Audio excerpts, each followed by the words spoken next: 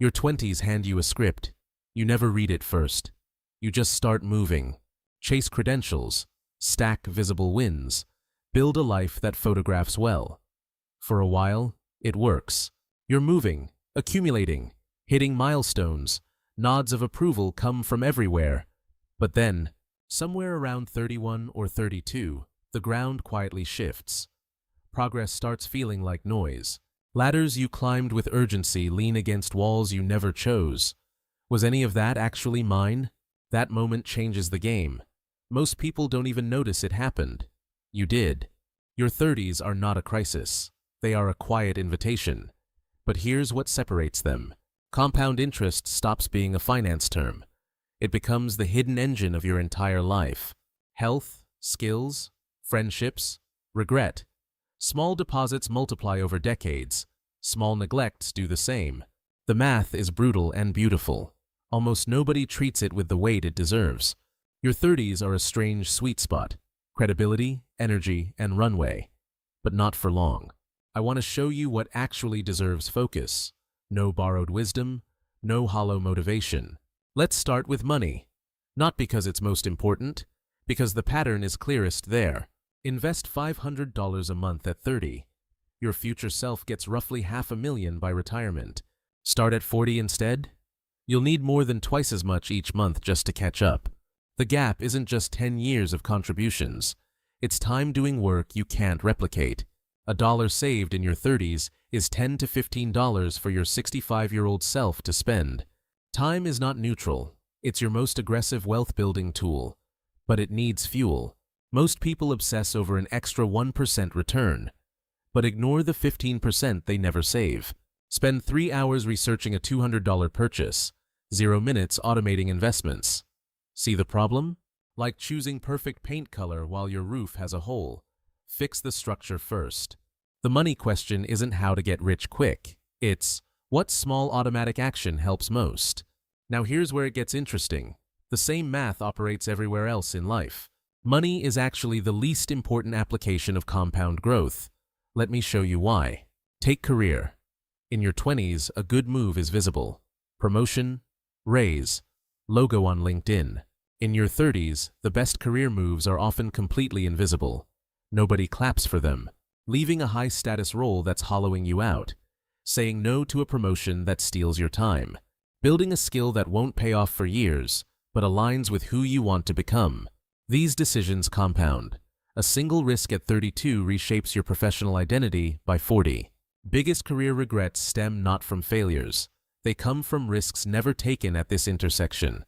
Your 30s sit in a rare intersection. Enough experience to be credible, enough runway to recover. That window does not stay open forever. Most people let it close while impressing strangers. Spot the difference. Look at people a decade ahead on your path. Not their resumes, their lives. Do they seem fulfilled? Do they have balance you want? The impact you crave? Look closely. Let me tell you about a study that changed how I understand all of this. Harvard, 1938. Researchers tracked men's entire lives. Cholesterol, income, status. They checked in every 2 years. The study ran over 8 decades. Robert Waldinger now directs it. One finding towered above everything. People most satisfied with relationships at 50 were the healthiest at 80. Not the richest, not the most accomplished. Let that sit. Your physical health at 80 reflects whether you felt loved today. How? The quality of your relationships literally becomes your biology over time. Connection is foundational. And yet we let friendships atrophy without a second thought. Cancel plans because we're tired. We scroll through highlight reels of acquaintances while ignoring the real friend who showed up. We treat connection as a luxury instead of the foundation it actually is. Quiet test. Who would notice? If I went silent for a month, who would call? Not like. Call. That short list is your system. Invest there. Everything else is noise. Now address the thing most sense but won't say. Your 30s are when the bill arrives for your 20s. The all-nighters. The stress normalized. Sleep treated as optional currency. Emotional wounds pushed down. Your body kept a ledger. But the flip side matters more. Small deposits start paying extraordinary dividends now. Dr. I-Min Lee found that even short 10-minute daily walks significantly reduce mortality risk. A 10-minute daily walk for a decade transforms health more profoundly than any intense fad. We chase intensity because it feels like progress, but intensity fades. Consistency compounds. The person who walks 10 minutes daily outperforms the one who does 90 minutes twice and quits. So let's reconstruct a day. Visualize this. Tomorrow morning, you wake up, phone off. You sit with one question for 60 seconds. If I were 80, what would I care about? No journal, no app, just the question. That shifts something. You notice the gap. The gap between where your energy goes and what you actually value. That's where everything changes. Now let's hit the counterintuitive twist. We've been chasing more. But what if more is the trap? Daniel Kahneman found that beyond about $75,000 a year, more income stops increasing daily happiness. Beyond that, your daily experience of joy is unchanged. The hedonic treadmill is real. Most people who have everything they were supposed to want still feel empty. Why? Because they were chasing someone else's definition of a good life. They never wrote their own. The most quietly radical act of your 30s is defining what enough means to you. Enough money, enough status, enough achievement, not to smother ambition, to free it. Ambition without a finish line is just a treadmill with better branding. Where is your line? This takes honesty. Admitting some of what you chased was borrowed. From parents, from peers, from some vague cultural script. Letting go of borrowed goals feels like failure at first. But it's actually the first honest choice many people ever make. You start owning your life. Your 30s aren't about having answers. They're about getting comfortable with better questions. Not, am I successful enough, but am I building something my future self will actually be grateful for? Not, does this look good from outside, but does this feel right from the inside? The shift is subtle, but changes everything. Your 20s trained you to chase. Now, learn to choose. What to pursue, what to protect, what to release. The power isn't in doing more. The power is doing the right things and letting the rest fall away without guilt. That's freedom. Every hour on something unimportant is not just lost. It's an hour you didn't spend on what matters. Over a decade, that gap becomes the difference between two completely different lives. Your call. Now the modern mirror. Look at your phone.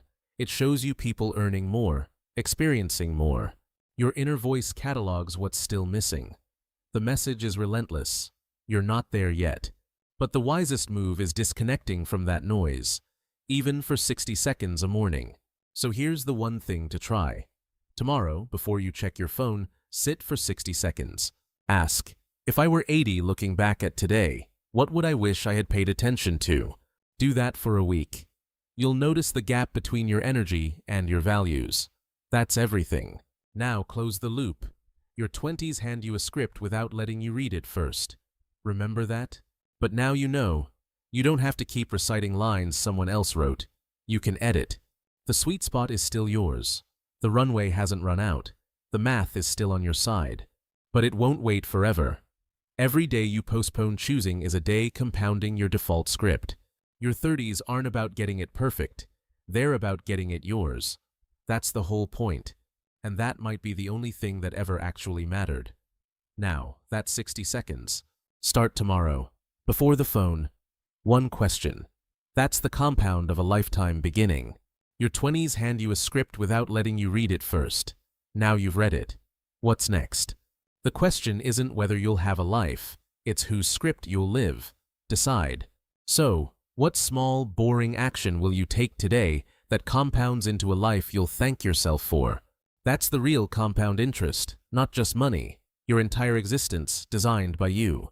So tomorrow, 60 seconds. One question. Your future self is already leaning in. Don't keep them waiting. Your 20s handed you a script you never read. But your 30s? You're writing the next draft now. Make it count, because the compound effect never stops. It's working right now, on everything. Your 20s hand you a script without letting you read it first. Today, you decided to read it aloud. And you realize the greatest line you can deliver is the one you write yourself. Start now. No more borrowed scripts. No more chasing ghosts. Your 30s, your rules, your life, commencing. Your 20s handed you a script you never read, but you've just reclaimed authorship. Well done. So go. Apply the compound effect to your entire existence. The clock is ticking beautifully. And remember, your 20s handed you a script, but your 30s handed you a pen. Use it. So what will you write on today's page? A borrowed line or your own truth? Decide now. Your 20s hand you a script without letting you read it first. But that was then. Now you're the playwright. Every morning a blank page, every night a draft submitted. Make sure the story you're building is one your 80-year-old self will be proud to read aloud. Because the final act is written now, not later. Compound every choice, make it yours. Your 20s hand you a script. By now, you've either memorized it or torn it up. Which is it? The secret of your 30s isn't more grinding. It's less borrowed, more authentic, more you. So revisit that opening. Your 20s handed you a script, but you've now learned the truth. That script wasn't yours. It was a starting point. Now you write the next act. On purpose. Your 30s are the compound sweet spot. Money, health, love, regret. All multiplying. Choose wisely. Don't just read the script. Edit it. Until it sounds like you. That's the whole assignment. Your 20s hand you a script, but your 30s whisper, "You're the author now. Rise to it." Because the most important story you'll ever live is the one you choose to tell yourself. So close the book on the borrowed. Open the one you're writing. Page 1, today. Your 20s hand you a script. Your 30s hand you a pen. The rest is just courage and compound. So go take that 60-second question. Tomorrow, not someday.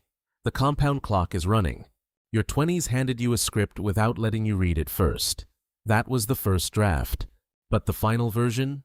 That's written in the small choices you make starting right now. Go ahead. Your 20s hand you a script, but you've just learned the only line that matters. This is my life.